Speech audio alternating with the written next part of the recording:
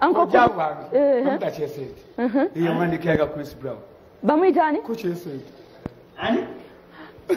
Tuganda kwa mulama ogonna korayo mkono kwanga tugulabe tukomewo ne kojja gwa Bruno Koshanti naye wabula enkyage nakomawo ne bbaluwa y'omuzadde mukwano we mulula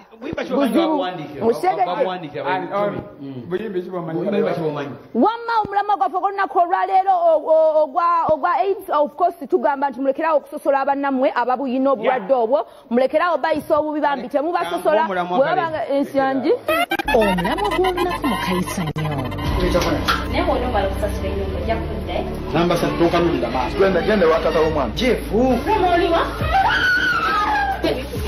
Siza na girlfriend where that you buga kugambira ku tebacha kwe olava mwanza wasirika police woman what kana apano kutimani omulamwa gw'olunaku mu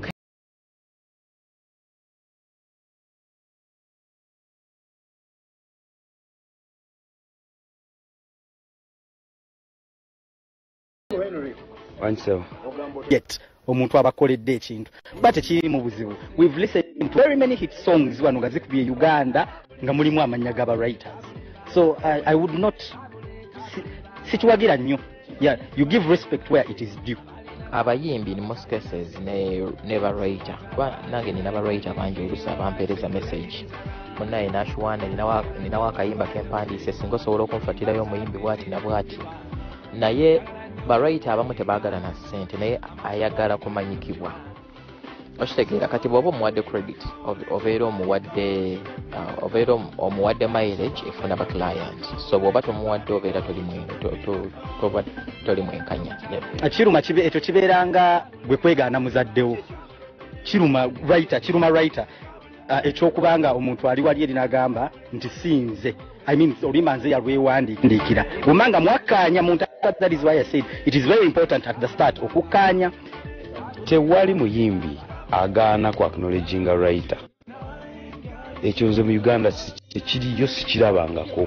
Waliwo abaabikolanga edda by'ebiseera mukulu wange Silva yaŋŋambanga nti abayimbi abaasooka bali nga tebaagala babikweka because balowooza naye nze tewali muyimbi agaana ku acknowledginga songwriter ng'omubuuziza kyova olaba bw'olaba ne movies ojja kulaba nga kwegamba movie bweggwako kulaba nga baaba ebigambo ebijja biyitirivu simanya fashion design simanya sound simanya lighting ne woba nga just wajja n'okyusa omuntu essaawa bakuteekako okitegeera nze nsuubira kibeera kya bwenkanya abantu abakuweebwa credit nze ku lwange. Well, buli omu ndowooza kisinziira ku ngeri gy'ategeeramu ensi naye one thing gyenyinza obbagamba nti tulina baali bamuyita Whitney Houston omuyimbi talina luyimba lwe yali yeewandikidde nga ye naye we tujjayo abayimbi abakyasinze in the history of music toyina w'omugyamu. He's one of the best.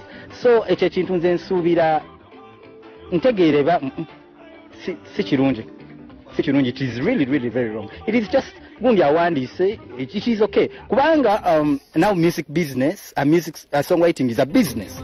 Gogamba nti gundi ampandikire olwo n'omulala ajja kugenda akole ki amuwandiikire nawe writer waakula nawe omuyimbi nga wokola ki nga wokula teekamu erinnya ly'oli ebyo ebintu bayidawo nze sirowooza nti byandibadde bikolebwa n'okukolebwa mpozi bw'oba owulira ng'okyetaaga bwe kukolagana n'omuyimbi wo okitegeera omuyimbi wo nga mukola mu studio akikolere.